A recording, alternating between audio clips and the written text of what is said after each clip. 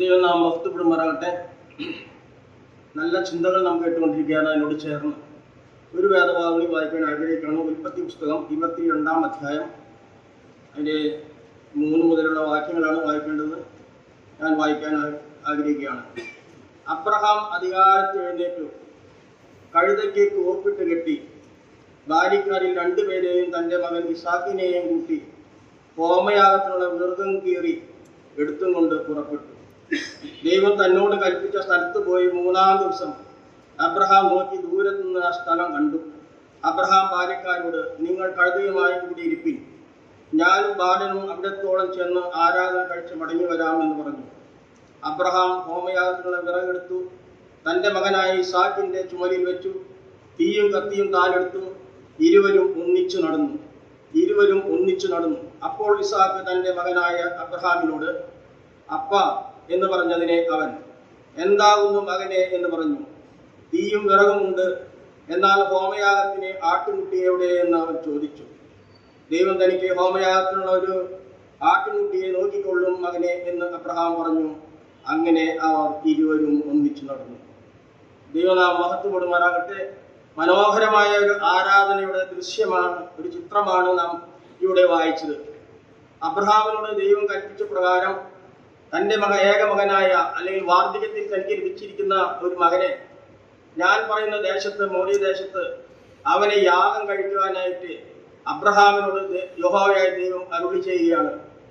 ആ അരുളപ്പാട് സാഷ്ടാംഗം നമിച്ചുകൊണ്ട് താൻ അധികാലത്ത് എഴുന്നേറ്റു. എവിടേക്കാണ്, എന്താണെന്ന് നമുക്കറിയാം.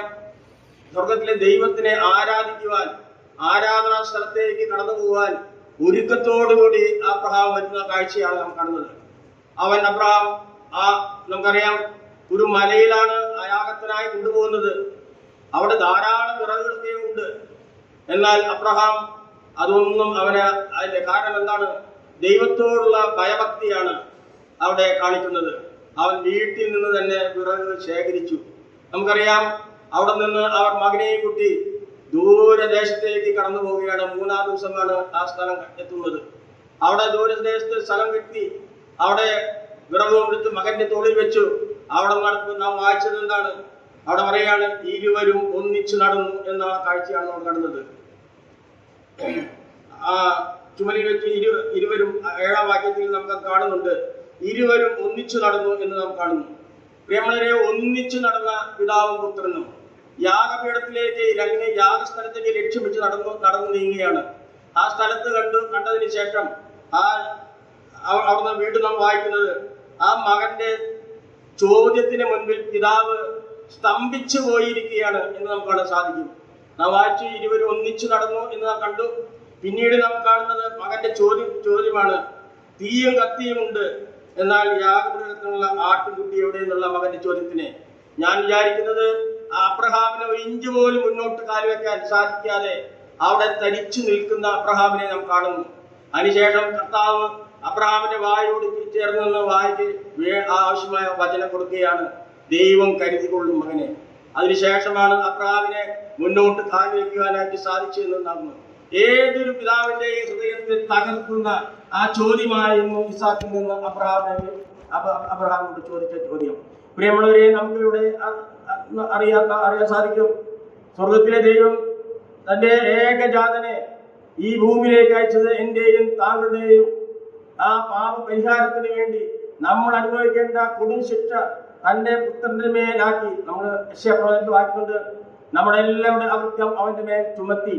ഒരു പാപവും ചെയ്യാത്ത ആ കുഞ്ഞാട്, നമുക്കറിയാം, പീലാത്തോസ് അവനെ കുറിച്ച് പറഞ്ഞത്, നിങ്ങൾ ഇവനിൽ പറഞ്ഞ ആരോപണം മരണകാരമായി യാതൊന്നും ഞങ്ങൾ അവനെ കാണുന്നില്ല. ഞാനും ഹെരോദാവും മാറി മാറി വിസ്തരിച്ചു, എന്നിട്ടും അവനിൽ ഒരു പാപവും കണ്ടെത്തില്ല എന്ന് പറയുന്നത് കാണാൻ സാധിക്കും. ആ പീലാത്തോസിന്റെ ഭാര്യ പറയുകയാണ്, ഈ നീതിമാന്റെ കാര്യത്തിൽ നിങ്ങൾ ഇടപെടരുത് എന്ന് പറയുന്നു. പ്രിയമുള്ളവരെ, എന്നിട്ടും പീലാത്തോസ് നമ്മുടെ യേശുവിനെ ക്രൂശിക്കാൻ ഏൽപ്പിച്ചു കൊടുക്കുന്ന കാഴ്ച കാണുന്നു. പ്രിയമുള്ളവരെ, വായ തുറക്കാതെ നമുക്കറിയാം, കൊല്ലാൻ കൊണ്ടുവന്ന കുഞ്ഞാടിനെ പോലെ വായ തുറക്കാതെ വണ്ണം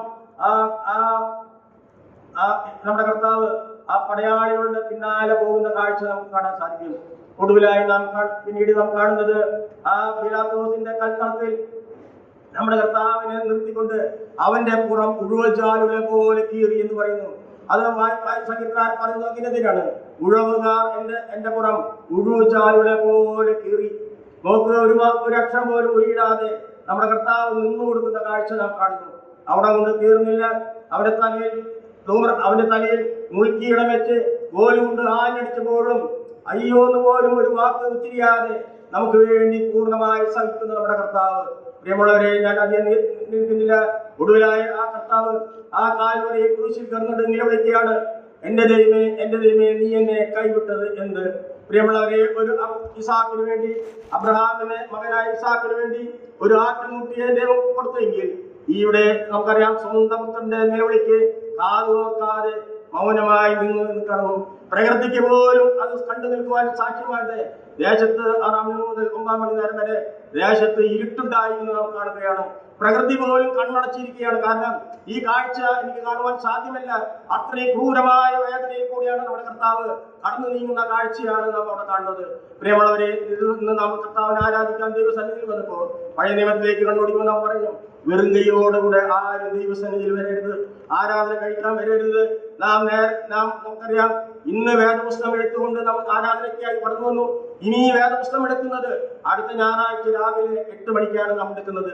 അങ്ങനെയല്ല പ്രിയമുള്ളവരെ, ദൈവം നമ്മെ സ്നേഹിക്കുന്നത് ഓർത്തുകൊണ്ട് എപ്പോഴും ദൈവസന്നിധിയിൽ ഒരുക്കമുള്ളവരായി നാം ദൈവസന്നിധിയിൽ കടന്നു വരണം. ഒരു ഒരുക്കത്തോടുകൂടി ദൈവസന്നിധിയിൽ കടന്നു വരുമ്പോൾ നമുക്കറിയാം, ആ സഹോദരിമാര് ഒരുക്കിയ സുഗന്ധവർക്കമായി കർത്താവിന്റെ കല്ലറയ്ക്ക് എത്തിയത് നമുക്ക് കാണാൻ സാധിക്കും. എന്തുകൊണ്ടാണ്? അവർക്കറിയാമായിരുന്നു കർത്താവിന്റെ മഹത്വം അവർക്ക് മനസ്സിലാക്കിക്കൊണ്ട്. പ്രിയമുള്ളവരെ, നമ്മെ രക്ഷിച്ച ദൈവത്തിന്റെ മഹത്വം മനസ്സിലാക്കിക്കൊണ്ട് ഒരു കാര്യങ്ങളിൽ നമുക്ക് വളരെ സന്തോഷത്തോടുകൂടി ആത്മാർത്ഥത്തോടുകൂടി ദൈവസന്നിധിയിലേക്ക് ആരാധനയ്ക്കായി കടന്നു വരാം. ദൈവനാമം ഇന്നും ഇന്നേക്കും വാഴ്ത്തപ്പെടുമാറാകട്ടെ. ആമേൻ.